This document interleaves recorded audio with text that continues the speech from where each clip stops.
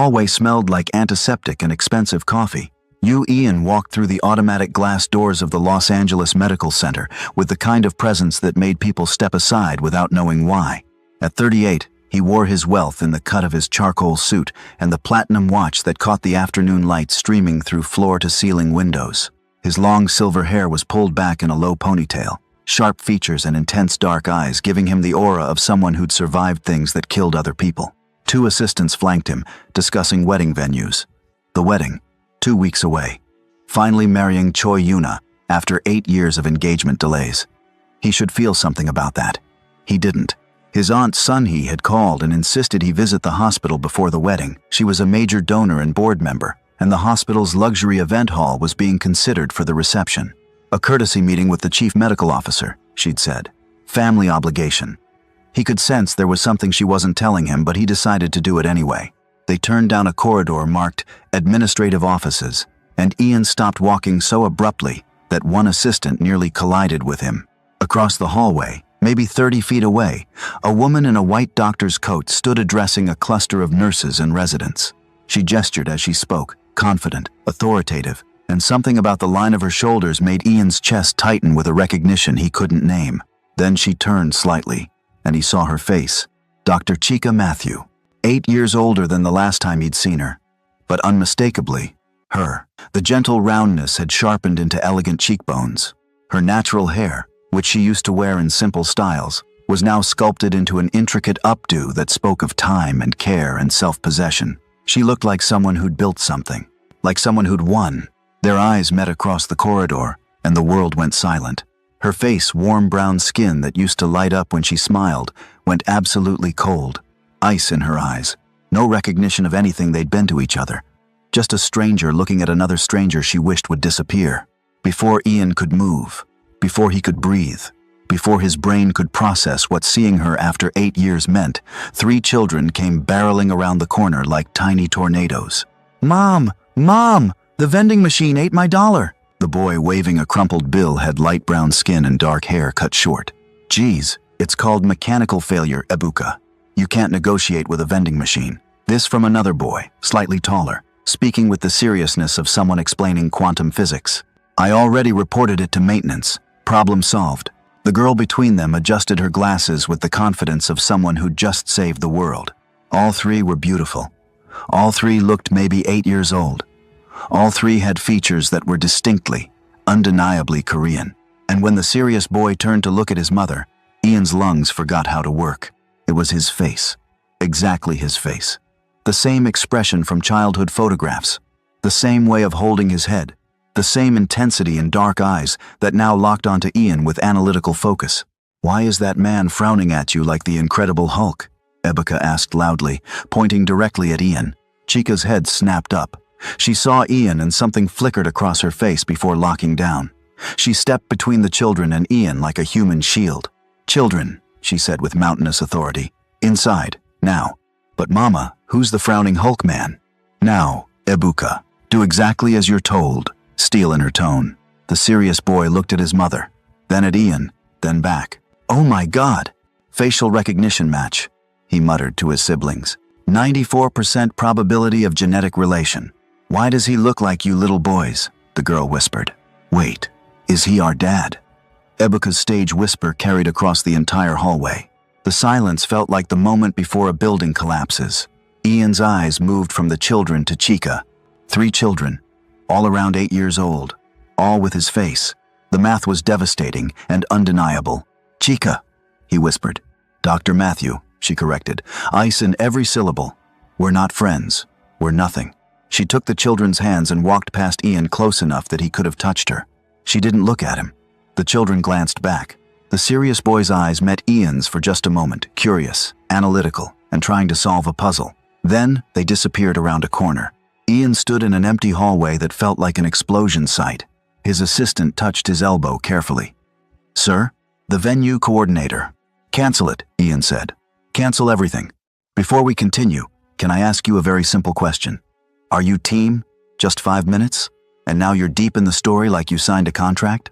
Team silent watcher, but no likes, no comments, no hypes, no shares, just observing like a spy. And happy I didn't use the voiceover artist I used in the last video. Team Food plus Drama, chewing and judging everybody at the same time. Team Heartbreak Analyst already predicting the ending and shaking your head. Comment your team and tell us your country. I'm watching who's real and who's lying. Now, let's continue, because you need to know what really happened before this hospital encounter. Trust me, you don't want to be anywhere else. 8 years earlier, Seoul looked like a battlefield under the streetlights of the highway. Ian's convoy, 3 black SUVs carrying his security detail, and his paranoia drove through the night like they were escaping something, which, in a way, they always were. At 30, Ian had more enemies than friends, more assassination attempts than birthday parties, and a defense technology company that made him rich and marked him for death in equal measure. He sat in the middle vehicle, scrolling through emails about weapons systems and corporate espionage, and tried not to think about how empty his penthouse would be when he got home. Choi Yuna, his on-again girlfriend of 3 years, had stopped asking when he'd be faithful. She'd learned to wait. "You'll grow out of this phase," she'd said last week when he'd come home smelling like someone else's perfume. "I'll be here when you do." He'd felt nothing about that conversation. Nothing about most things, really. Nothing until the highway exploded. The first blast took out the lead vehicle. The second hit the rear. Ian's SUV swerved, tires screaming, and then something hit them from the side RPG. His brain cataloged distantly, and the world became spinning metal and breaking glass and the copper taste of blood. When the vehicle stopped moving, Ian was hanging upside down in his seatbelt. His driver was dead. The bodyguard next to him was dead. His chest felt like someone had driven a knife through it. His vision was going dark, and he could hear gunfire outside, meaning whoever did this was making sure there were no survivors. He was going to die in an overturned SUV on a Seoul highway at age 30, and he'd never done a single thing that mattered. No kids, no sweet relationship with his mom, just money. Then the door next to him crumpled, impossible to open, suddenly wrenched outward with a screech of metal. A face appeared, a woman. Dark brown skin, wide, terrified eyes, an expression of absolute determination. "Stay with me," she said in accented Korean. "I'm a doctor. You're not dying tonight." "Can't." Ian tried to say something, but blood filled his mouth. "Yes, you can." She was doing something to his chest, her hands moving with practiced precision even though they were shaking. Sir, tell me your name. Stay awake. Stay with me." "What's your name? What's your name?" "Ian," he managed. "You, Ian. Ian, listen to my voice. You're going to live. I promise you're going to live." She had supplies, a bag. She'd had a medical bag with her, and she was applying pressure to wounds he hadn't known he had, talking the entire time. She was steady and calm, like she did this every day. "I won't let you go. Do you hear me? I won't let you leave. You're going nowhere." Ambulance sirens in the distance. The woman kept working, kept talking, kept her hands on him like she could hold his life in place through sheer will. Ian's vision cleared slightly, and he saw her face properly. Young, maybe 27. She was beautiful in a way that had nothing to do with heavy makeup and everything to do with the fierce compassion in her eyes. She was covered in his blood, and she wasn't leaving. "Who?" he tried to ask. "Chica," she said. "My name is Chica, and you're going to remember it because you're going to live to say thank you." He did live. 6 hours of surgery, 3 weeks in ICU, 2 months of recovery. By the time he was conscious enough to ask, she'd disappeared. But Ian remembered. His investigators found her. Dr. Chika Matthew, Nigerian, licensed physician, working as a caregiver while awaiting Korean medical certification. She lived modestly, sent money home, and had no criminal record. The beautiful woman was just a good person, trying to build a life. Ian showed up at the clinic where she'd started working. "I want to hire Dr. Matthew as my personal physician. I can get her license expedited." They called Chica to the director's office. She walked in, saw Ian, and her face did something complicated. "Mr. Yu, you saved my life. I'd like to hire you. I appreciate the offer, but I'm happy here. Listen, I can get your medical license in weeks instead of years. You have enemies who blew up 3 vehicles to kill you. Sir, I want a quiet life practicing medicine, not dodging assassins, bullets, and bombs. I can protect you. Can you protect yourself?" The question hit hard. "I'm sorry, because they almost won." She walked away, refused everything. But the young billionaire wasn't ready to back down. Giving up was not how he managed his family's empire, and froze his enemies with so much fear they wanted him gone. So Ian persisted, showing up at the clinic, sitting in her office and talking about things that had nothing to do with health. She listened like she cared about his answers. "Why did you run toward the explosion?" he asked one afternoon. "Because I'm a doctor. Life is sacred, even yours." "Even mine?" She smiled for the first time, and it was like sunrise. "Everyone deserves a chance to live, Mr. Yu. What they do with that chance, that's on them." He hired her a week later. 6-month contract, private physician, full salary and benefits, and surprisingly her own medical suite in his building. She set one condition: "I live off-site. I keep my boundaries. This is professional." "Deal," he'd said, and meant it. For about 4 months anyway. That's how long it took before professional became friendship. Friendship became late nights talking about everything and nothing.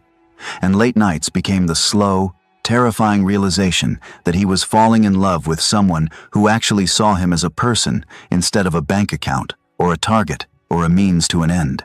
Month 5, she was reviewing his sleep patterns and fixing him with a stern look that made him feel like a child caught stealing cookies.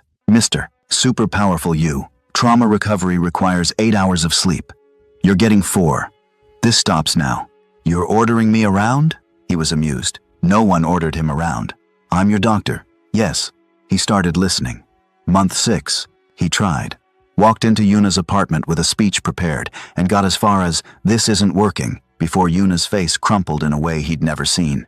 "Is this because of her?" Yuna asked, tears perfect and calculated. "The doctor? I've stayed through everything, Ian. Your affairs, your coldness, and your games. And now you're leaving me for hired help? Don't call her that. I won't let you throw away what we have." Yuna stepped closer, her perfume cloying. Not for her. He left without finishing the conversation. Told himself he'd try again later. But a week passed, and then Yuna showed up at his office with coffee and conversation like nothing had happened, and Ian let it slide because maybe he was probably a coward.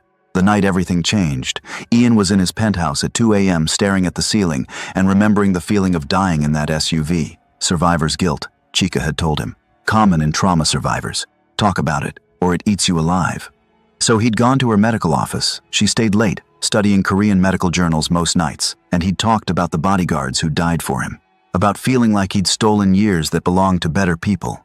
About being so empty inside he sometimes forgot what it felt like to care about anything. And Chica had listened, and held him when he broke down, and somehow her comfort became his hands in her hair, and her breath on his neck, and a question neither of them had to ask out loud. The next morning was quiet and careful. She made tea with hands that trembled slightly, and he watched her from the doorway of her small apartment, like she might disappear if he looked away. "I meant what I said," he told her. "About Yuna. It's over." "Are you sure?" Chica asked. I'm sure. For the first time in years, I'm sure about something." 6 weeks later, she took his hand across the tiny table in her apartment and said, "I need to tell you something. I'm pregnant." Ian's world tilted. "Pregnant?" "Yes. And..." She pulled out an ultrasound image, her hand shaking. "It's triplets. 3 babies, 3 tiny heartbeats on a grainy black and white image. 3 impossible, miraculous lives that meant everything was about to change." Ian stared at the image and felt terror and hope war inside his chest. "I know it's overwhelming," Chica said quickly. "If you're not ready, I understand." "I don't know if I'm ready," Ian interrupted. "But I want to try. With you."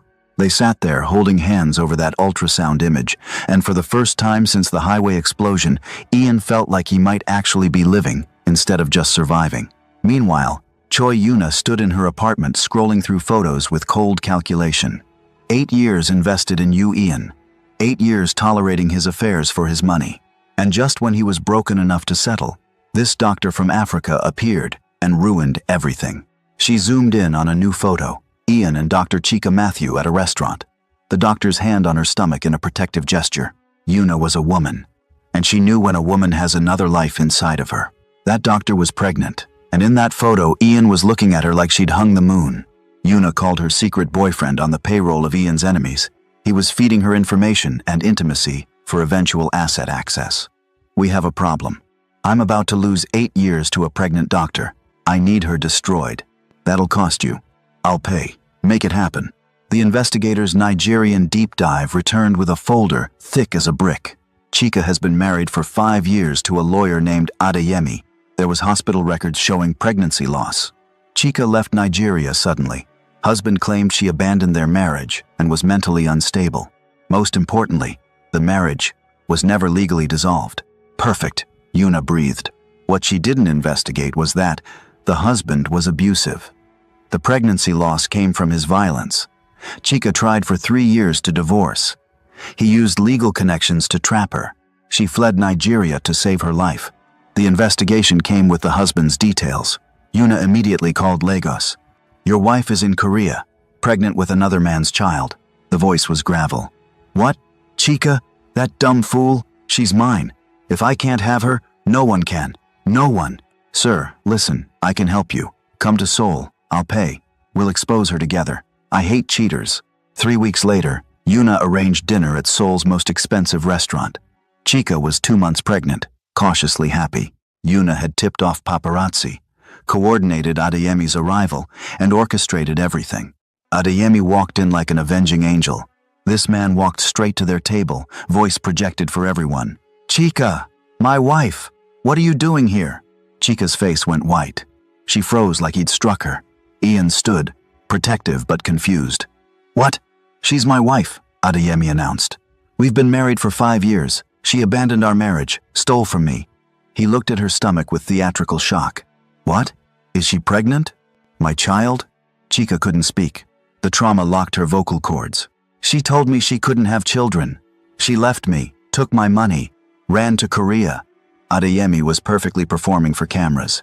Before anyone could think straight, photos hit social media before dessert. By morning, everywhere, Korean youngest billionaire's pregnant mistress is a married woman. The photos showed Chika frozen, looking guilty. Adeyemi's perfect tears. Ian looking betrayed. Stock dropped 15%. Public outcry was vicious. Ian showed up at her apartment with winter in his eyes. "You were married and didn't tell me? That man is my abuser. I tried to divorce. You let me fall in love while you were married, huh? The marriage is dead. He abused me. My company lost 15%. My reputation is destroyed. Because of you. Please listen. How do I know this isn't a setup? You saved my life. Get close, get pregnant, and destroy me publicly. Maybe that was the plan." "What are you saying? I saved your life." "Maybe that was part of it. You're unbelievable," she whispered. "You're back to your old self, too scared to trust, even those who have done nothing wrong. You're fired. Out of my world, out of my life for eternity. Ian, I'm carrying your children, triplets." His face twisted. "Go tell your husband. Maybe they're his." She packed a suitcase, 2 months pregnant, shaking. Adeyemi wasn't done yet. He waited outside. "You're still my wife.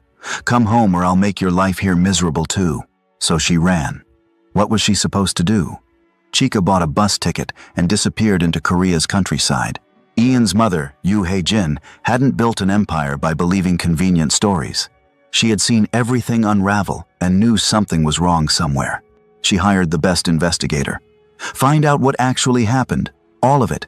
2 weeks later, the result came back. The scandal was staged. Yuna paid for the husband's ticket. He's a documented abuser. Doctor.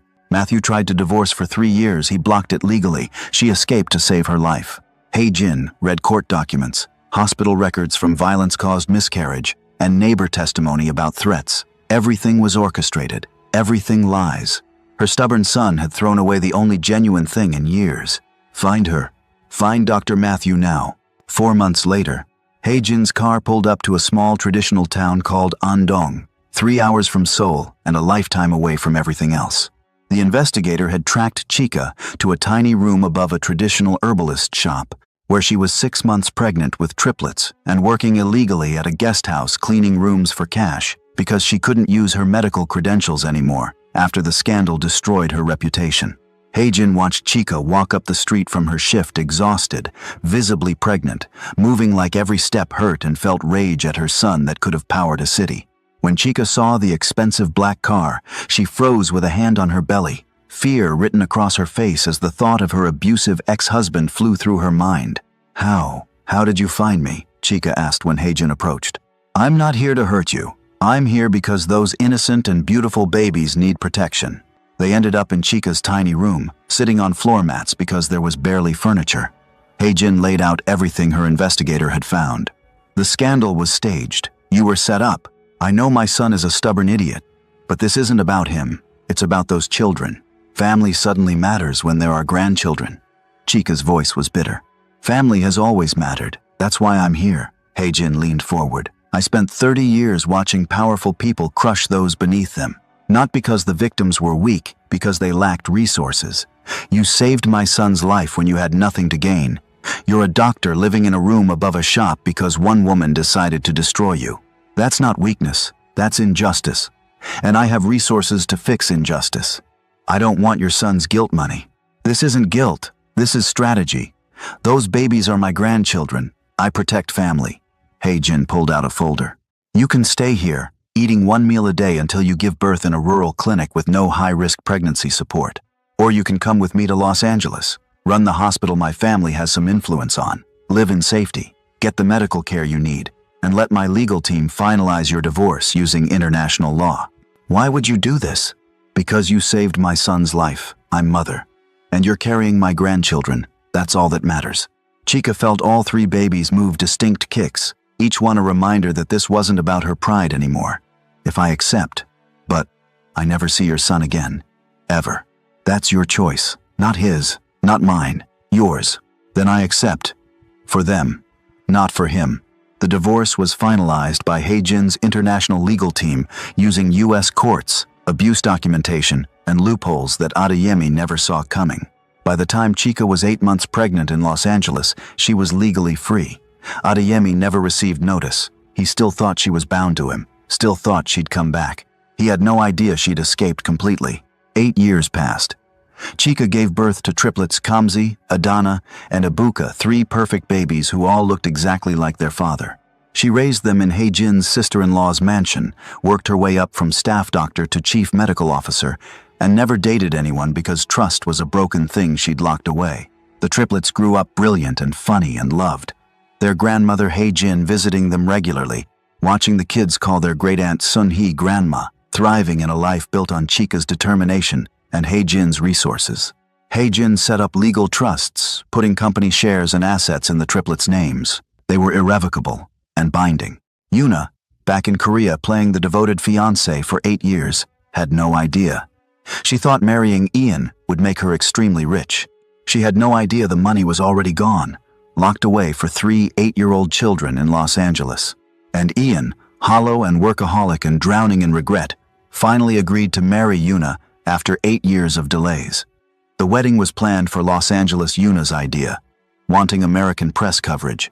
Ian didn't care anymore, didn't care about anything, until he walked into that hospital corridor and saw the woman he'd destroyed standing there, transformed and powerful, with 3 children who had his face. The triplets sat in their shared bedroom they'd chosen to stay together, despite having their own rooms in Sun-hee's mansion, and conducted what Kamzi called an emergency strategy session. All 3 were in pajamas.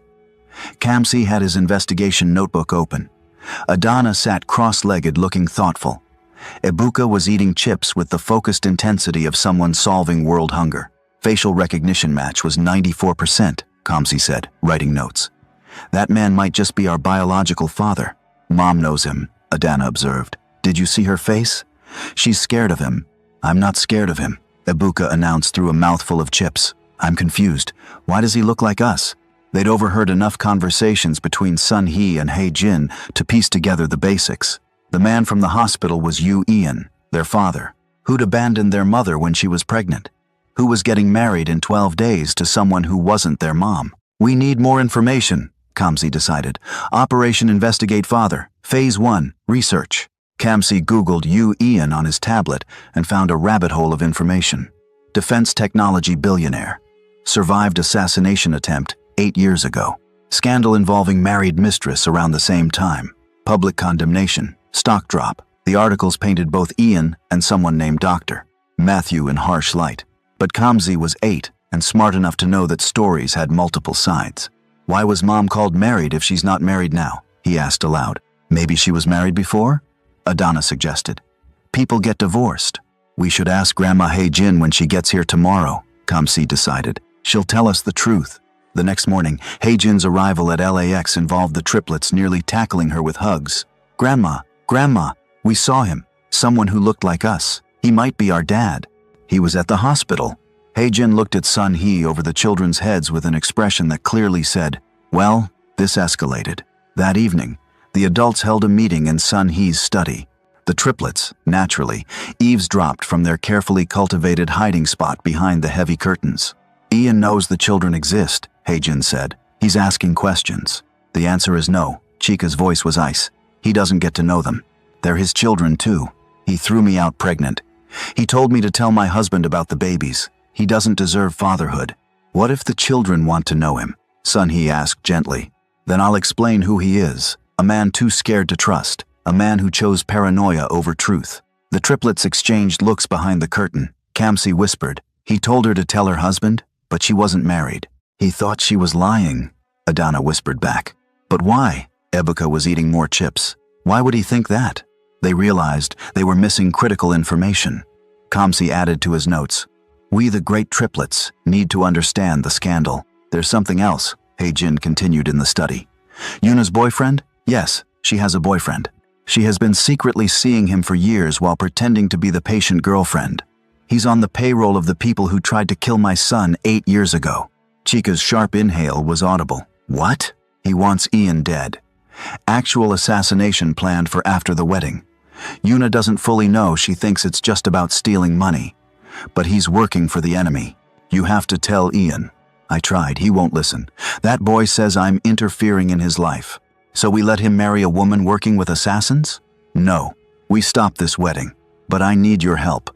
Behind the curtain, the triplets processed this information with the seriousness of tiny generals planning a war.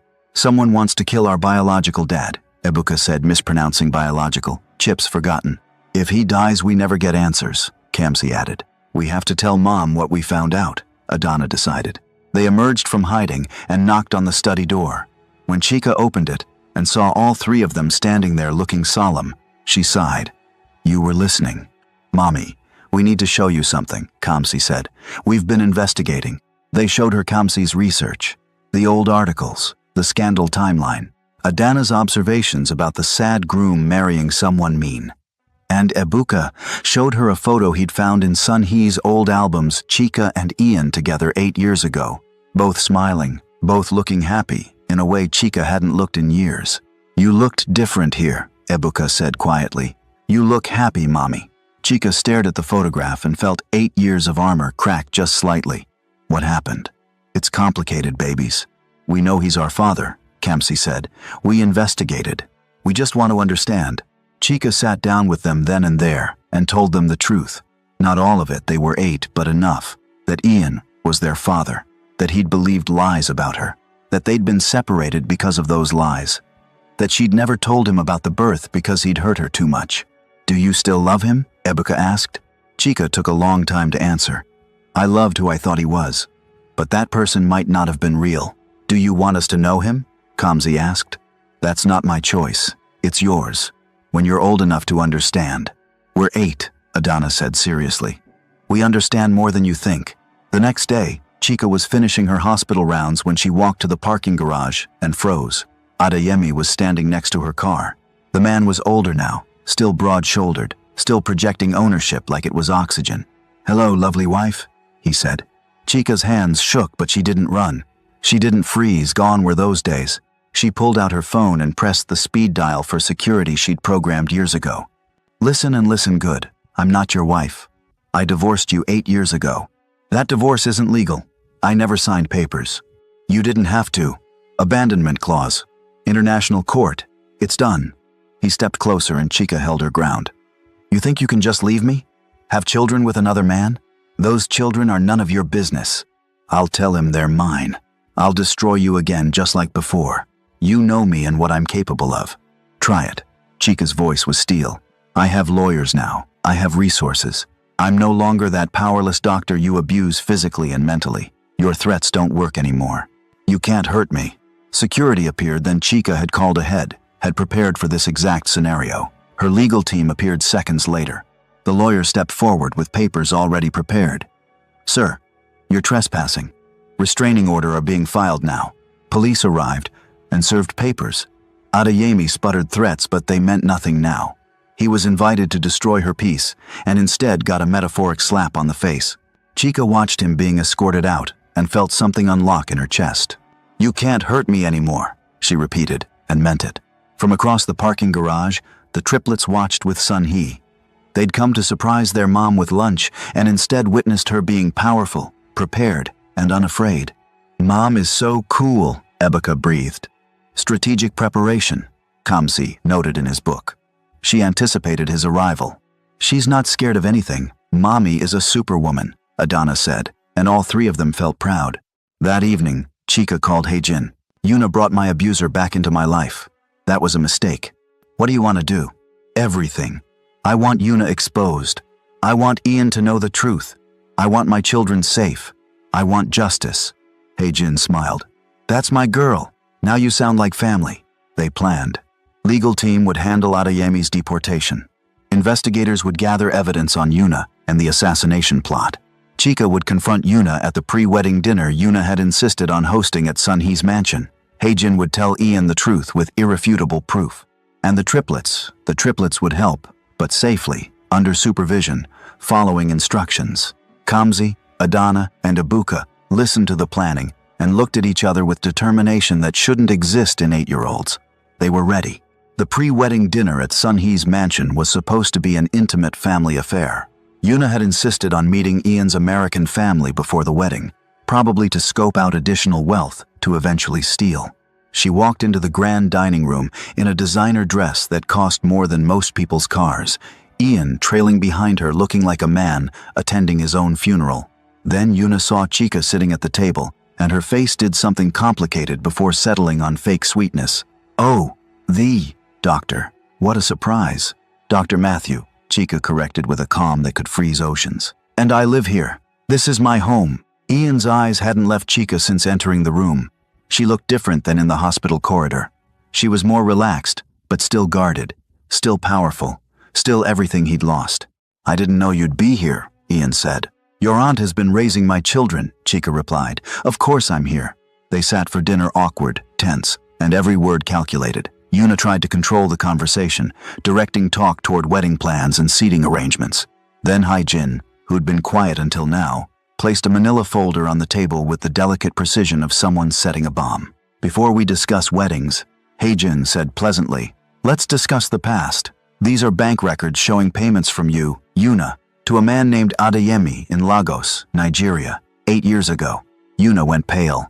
Ian looked between them, confused. "The same man who coincidentally appeared at a restaurant and claimed to be Dr. Matthew's husband," Hae-jin continued. "Destroying her reputation and my son's in one perfectly orchestrated scandal." "What is she talking about?" Ian asked Yuna. "I don't know what Yuna started." "You orchestrated everything," Hae-jin interrupted, pulling out more papers.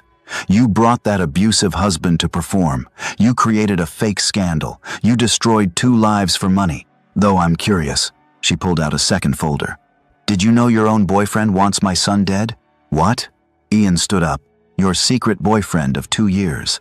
The one you've been sleeping with while playing devoted fiancé.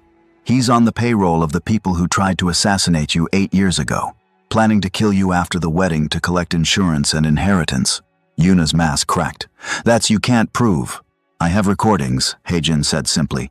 The dining room door opened, and the triplets walked in, looking like tiny prosecutors at a trial. Kamsi held up a phone. "We may have recorded some things." Ian stared at 3 children who had his exact face, walking toward him with the confidence of people who'd just solved a murder mystery. Kamsi pressed play on audio they'd captured when Yuna made a phone call in the mansion garden earlier, not realizing 3 children with excellent eavesdropping skills were nearby. Yuna's voice, talking to someone. "After I gain control and more trust, I gather those billions in this family, and we split everything. We will live happily ever after, baby. Trust me, I gave away 8 years of my life for this project." "You little," Yuna snarled at the children. "Finish that sentence," Chica said, standing with the kind of authority that moved mountains. "And see what happens." Police sirens wailed outside. Hae-jin had called them an hour ago, given them everything, let them listen to recordings and review evidence. They entered now with handcuffs and rights reading. Yuna screamed threats as they took her away, but it was over. 8 years of scheming collapsed in a single dinner. After the chaos settled, Ian stood in Sun Hee's garden staring at stars he couldn't really see. Footsteps behind him. Chica's voice, calm and final. The children are yours, 8 years old. You don't get to claim them just because you feel guilty. I know. You should have investigated. You should have trusted. Should have listened to your mother when she tried to tell you the truth. She told me, Ian admitted quietly. When you were 6 months pregnant, told me you were set up. I refused to believe her. I was too scared, too proud, and too broken to admit I was wrong. You chose comfort over truth for 8 years? Yes. They stood in silence. Finally, Ian asked, Can I know them? Not as a father, I haven't earned that. Just, can I try? That's not my decision, it's theirs. Chica's voice softened just slightly. They're smart enough to choose their own story. The next day, in a hospital conference room that felt absurdly formal, Ian sat across from 3 8-year-old children who looked like miniature versions of himself. Chica, Hai-jin, and Sun Hee were present, but quiet, letting this moment belong to the people it actually involved. Thank you for coming, mister. You, Kamsi said with 8-year-old formality. You can call me. Whatever you're comfortable with, Ian managed. How about our lost father? Ibuka suggested cheerfully. Adana elbowed him. What? It's accurate. Despite everything, Ian almost smiled. Fair enough. They asked questions, hard questions. Why did you leave our mom? Because I was scared. Do you regret it? Every single day for 8 years. What's your favorite food? Ibuka's question met with confused looks from his siblings and an answer about kimchi jjigae that led to Ibuka saying, Mom makes better Nigerian stew. Then Kamsi pulled out a folded piece of paper, an actual contract they'd written together. We've discussed it with Mommy. Here are our terms. 1. Supervised visits only. 1 hour, twice a week. 2. Mom makes all decisions about our lives for now, not you. 3. If you miss a visit without 24 hours notice, this contract is void. 4. You have to answer our questions honestly, always. 5. If Mom says you're done, you're done. No arguments. Sir, you have to make it up with our mother and earn your place as the head of the family. Ian read through the contract with tears in his eyes. I agree to every term. Also, Adana added, you have to tell us embarrassing stories about Grandma Hai-jin. Absolutely not, Hai-jin protested. It's in the contract, all three chorused. 6 months later, at a hospital fundraiser gala, Chica stood on stage as keynote speaker. 8 years ago, I was powerless. Someone special gave me power through resources, through belief, through refusal to let injustice stand. Tonight, we give that same gift to others through medicine. There was a standing ovation. The triplets cheered so loudly Sun Hee had to gently remind them this was a formal event. At the family table afterward, Ian sat at a respectful distance until Ibuka loudly whispered, Can our lost but found father sit with us? If he wants, Chica said. Ian joined them carefully, gratefully. The triplets announced they were extending his contract based on 6 months of consistent showing up. You answered all our questions, Adana noted, even the embarrassing ones. You tried Mom's stew and didn't fake like it, Ibuka added. It was delicious, Ian said honestly. So you can come to our science fair next week. Front row, Ian promised. Later, at the dessert table, Chica and Ian stood in an awkward silence that felt less hostile than 6 months ago. Is there ever a chance? Ian asked carefully. For us? Chica considered the question seriously. I don't know. Right now I'm focused on being their mother, on being happy. Alone is fine for me. I understand. But, she paused. Ask me again in a year. After you've proven you can actually stay and build trust. I'll be here. We'll see. Across the room, the triplets watched their parents talk. Reconciliation probability. 23%, Kamsi calculated. I say 40, Adana countered. She smiled at him, small but real. I just want them to be happy, Ibuka said, together or separate. Hai-jin joined them, elegant in her formal gown. Wise children, your mother taught you well. You taught her, they chorused.